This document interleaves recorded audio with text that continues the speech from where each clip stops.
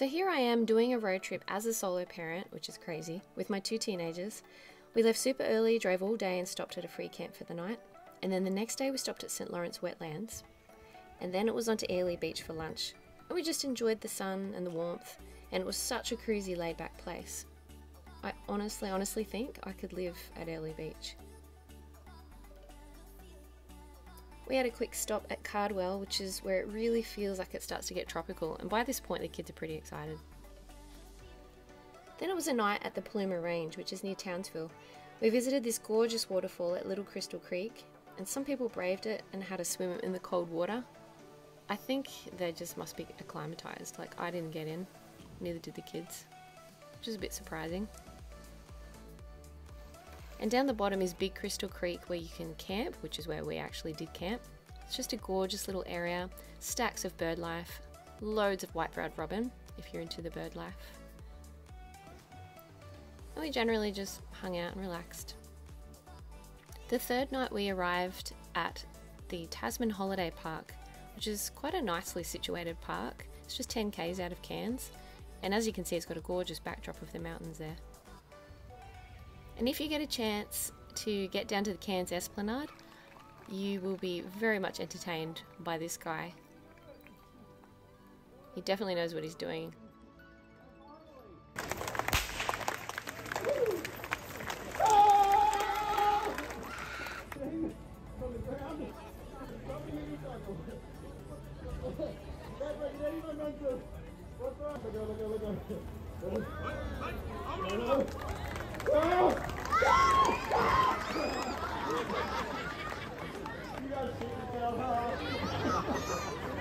Check it out on the Title Public Nuisance, yeah!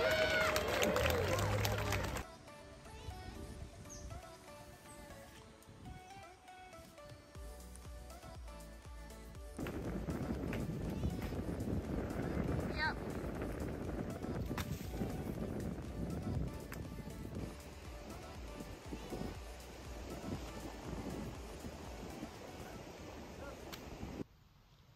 Just a month and a half ago I was here at the Daintree River with my husband. Some of you might have watched it. It was about, as my daughter posing. It was about our 20-year anniversary up into the Cairns region, and we took a little cruise up this river. Well, this time we're not going to do that, but I thought I'd bring my kids to come have a look, have a little road trip. Please excuse my voice, I've just lost it for about 3 days. It's just coming back, so it's a bit croaky. So peaceful here. They're eating it alive. I think they're, like, they've pinned it there. I think they want to eat it, and they're all ganging up on the poor thing. It's still moving. These lime ants, is what I call them anyway. They are quite feisty little things. But I've been bitten by them before and they don't hurt. But they really try to, but it just, they bite you so hard, but they're just not hurting. I've had them all spray into my face once, and it went all into my tear ducts and all up my nose.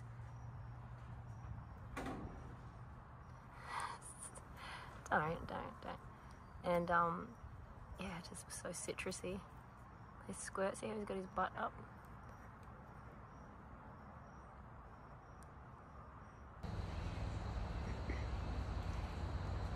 This is an orange-footed scrub fowl, just outside of my camper.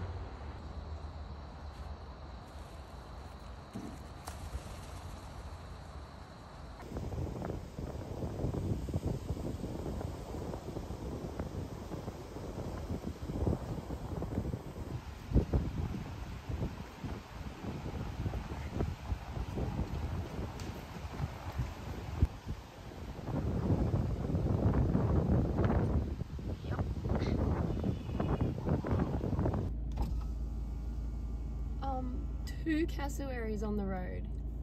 And a chick. And a chick. Can you get that? Can you get the baby chick? Oh my gosh, I've never seen a chick ever.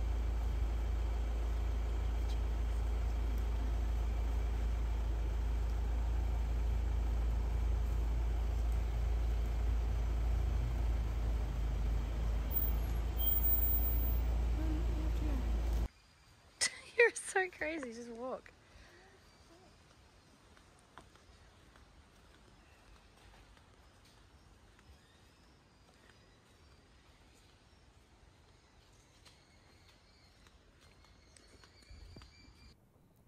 We were staying at PK's Jungle Village at Cape Trib, and I went down to the beach and stumbled across this beach stone curlew, which was pretty exciting actually. Don't see them everywhere. Just came across this little bush camp here. Some fire, coconuts is what they have used as a little fire pit, which I think is pretty cool. There's some wood ready to go. And this is the scenery that they would look at.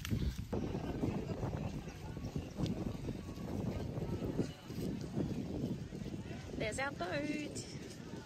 There's our boat. We're gonna go to Green Island. It's pretty exciting, actually.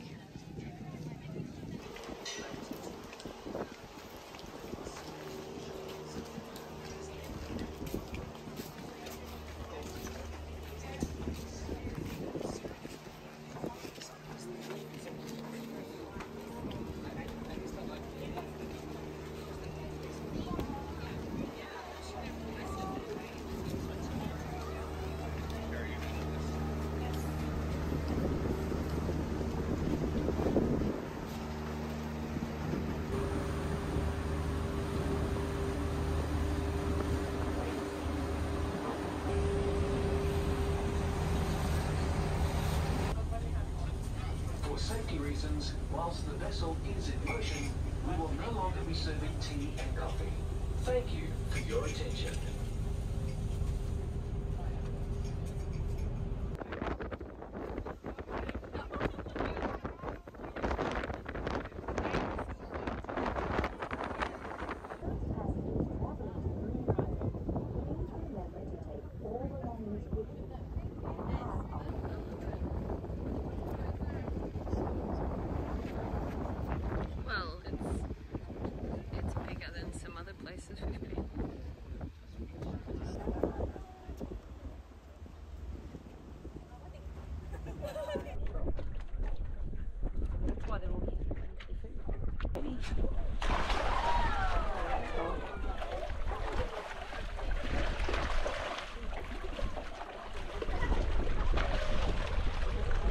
Wow, how colourful that is.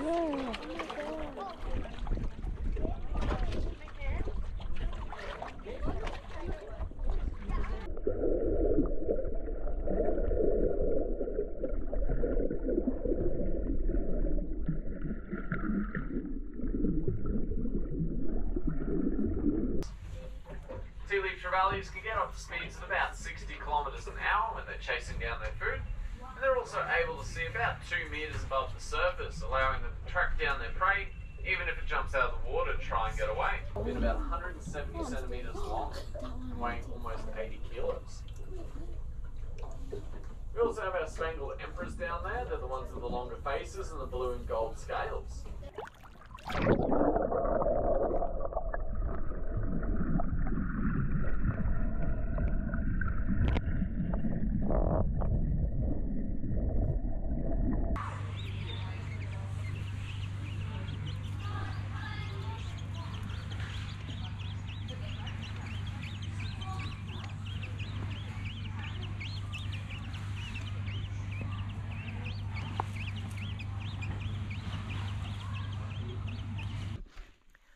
I wanted to show you what happens when you get kids off the phones and even adults off the phones, and you just go walking on your friend's property down a creek and you find a whole bunch of flood debris.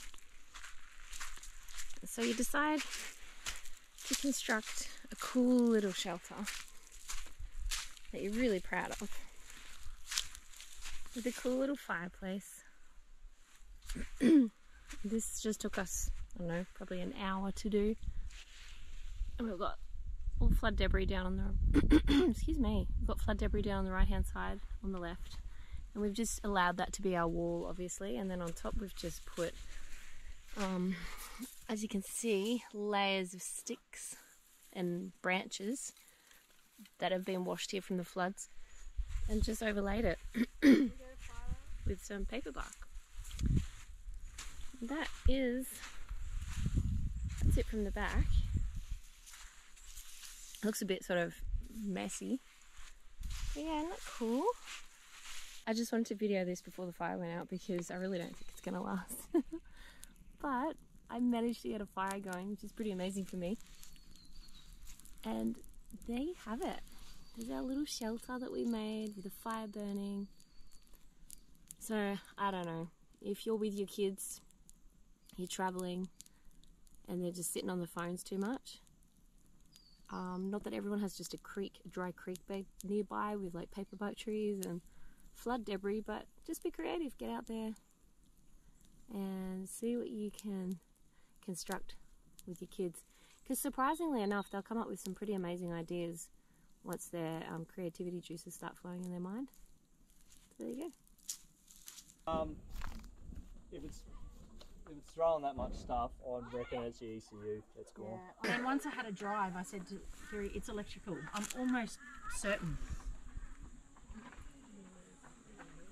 It's just complex to me.